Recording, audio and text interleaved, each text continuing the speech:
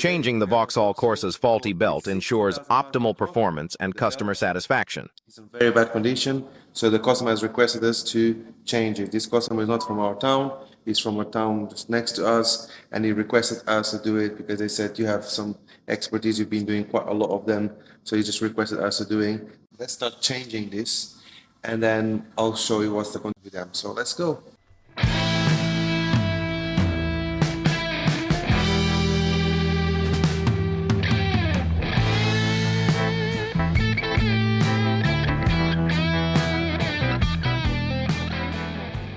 So we removed the oil filter, and we also removed the oil, and we're now ready to start taking the sump out so we can uncover that strainer and have a look at it.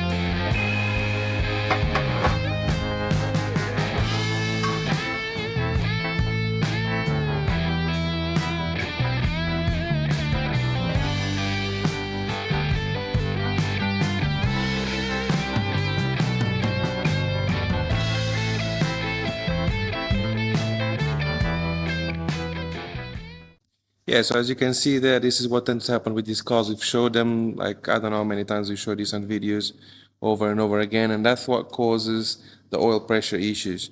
So the timing has no issues. The problem is that all that debris is going to go block the oil strainer. Once your car starves of oil, the bearings are gone, the crankshaft is gone. At that point, the engine is just rubbish, complete but rubbish. Now, the timing belt itself is also a problem, because if the belt itself snaps, then yeah, the engine is rubbish too. Now, that's the reason why you have to do timing belt on these ones in time, and all using the correct oil when you do the servicing, because otherwise that belt is going to suffer quite a lot. So like we've seen on these cars, 60,000 miles on the clock, that's quite high. We normally tend to see them, around 40,000, they start to have some sort of problems.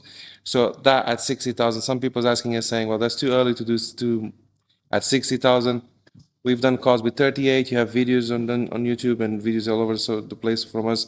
38,000, another Corsa, he had the same problem.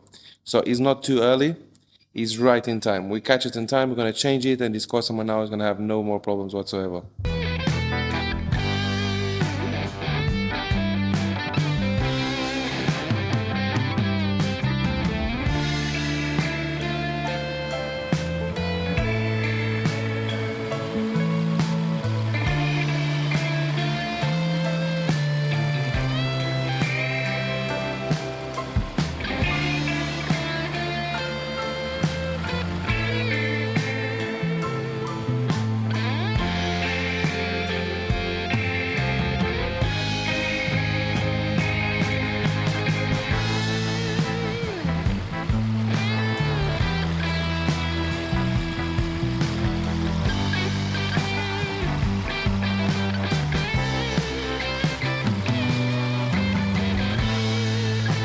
Now on this car, you don't get to see much because my colleague is just impatient and he didn't want to wait for me to record that. But luckily on Peugeots, you can always inspect your belt through the oil filler cap. So you can always open it up and check it, and therefore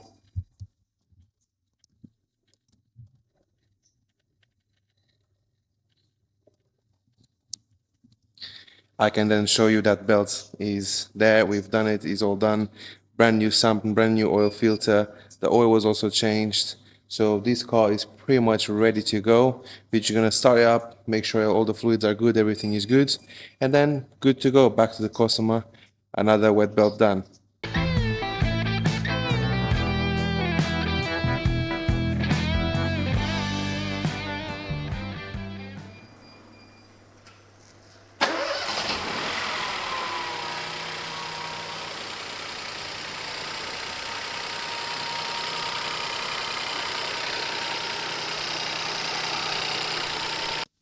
And there is another wet belt done, just another one. We've been pretty much doing once a day, you know, kind of like the thing that it says once a day keeps the doctor away.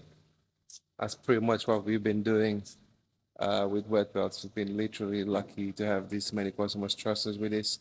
We've been doing so many of them that it's just become something like normal, quite common for us, quite routine.